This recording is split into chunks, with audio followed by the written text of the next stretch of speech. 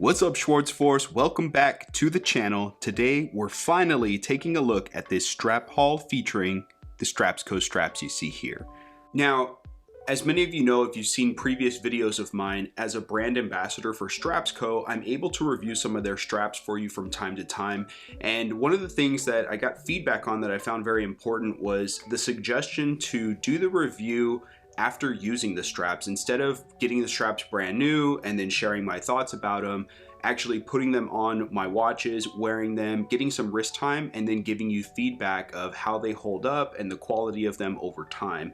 And I definitely wanted to do that for you here today. So these straps that you see, I actually picked up back in May of this year. So it's been over 5 months, almost going on 6 months that I've had these straps, and I've been able to alternate them between many watches. So I'm going to show you what I paired them up with, and then of course my thoughts and feedback for each of these designs. I'll list all the model information for each strap down below, so if you see any of these that you'd like to pick up, definitely do so. And of course I'll include my coupon code to help you save a little bit of money there as well.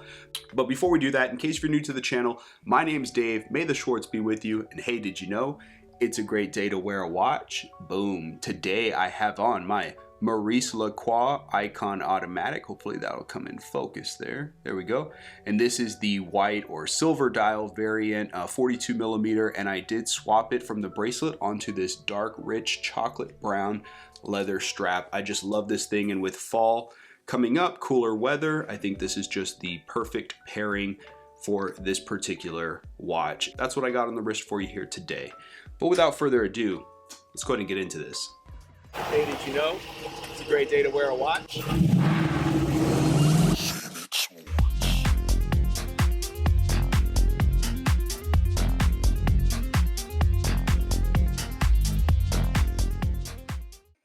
Alright guys, the strap that I wore the most is this Dasari FKM Rubber Strap, shown here in black, size 22 millimeter with a brushed tang buckle.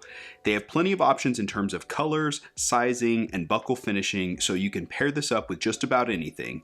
And I love them for my dive watches with a 22 millimeter lug width, and because this strap tapers down to 20 millimeters, I was able to swap the buckle with the bronze one from my Glycine Combat sub.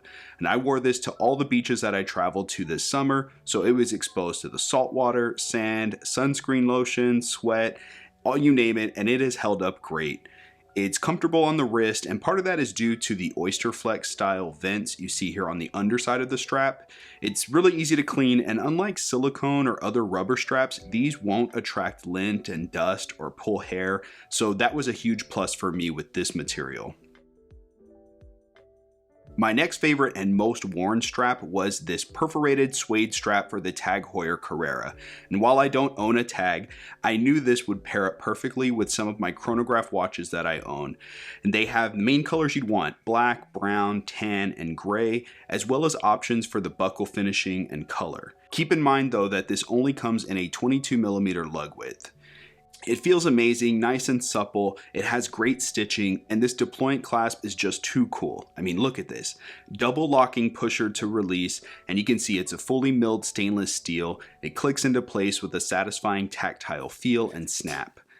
This spent most of the time on my Marchand Watch Company driver chronograph watch, but I also enjoyed it on my Invicta chronograph, which gives some homage to the Zenith El Primero, as you see here.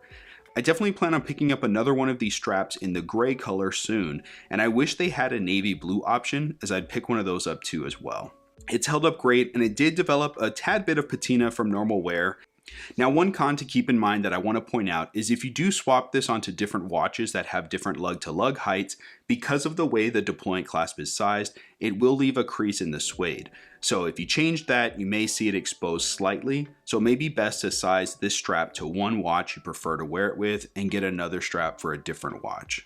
Next up is a strap that I wanted to try out for a watch that's a bit more unique, and that is this 23 millimeter Croc embossed leather strap, which comes in multiple colors, but it's only available in a 23 millimeter size, and the only buckle options are black or rose gold.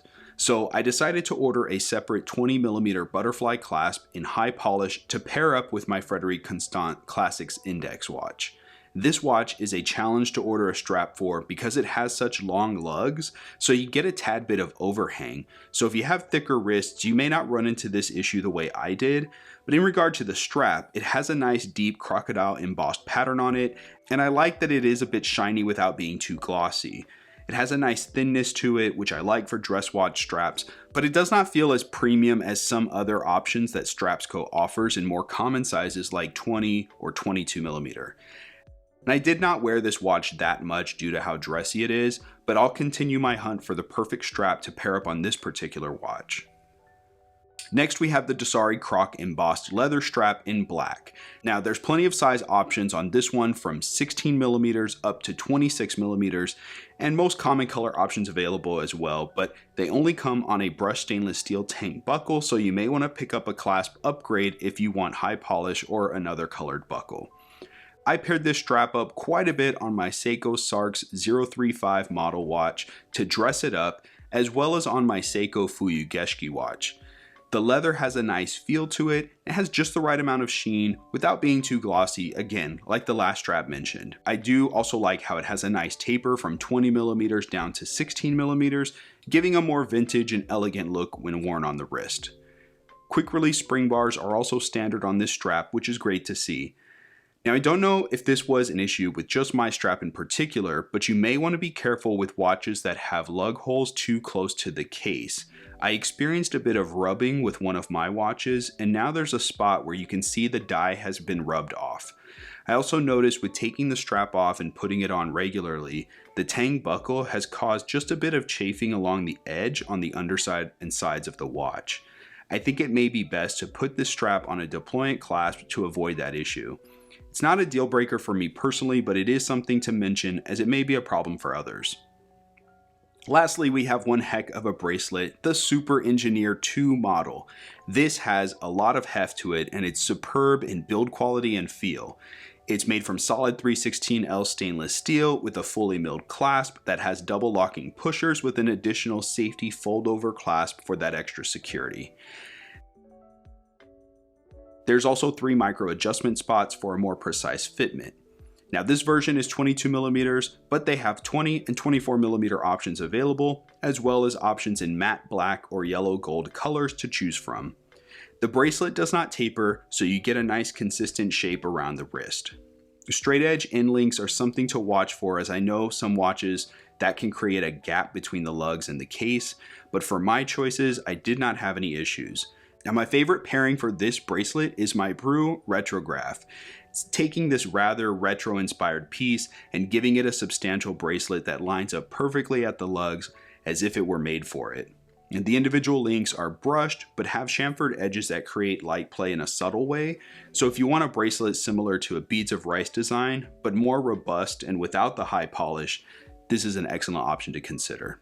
So there you have it, the straps that I've kind of been wearing on and off for the past 5, almost 6 months to give you a true honest review on some of these StrapsCo straps. I definitely appreciate you guys checking out the video. I'm so sorry I haven't been putting them out as often. Still got a lot going on with my family behind the scenes. So thank you for all the thoughts and prayers for my mother and for my family and myself. I really do appreciate it. Keep them coming, and I will look forward to seeing you guys and gals at the next one. Until then, of course, as always, may the shorts be with you. I'll see you next time. Take care.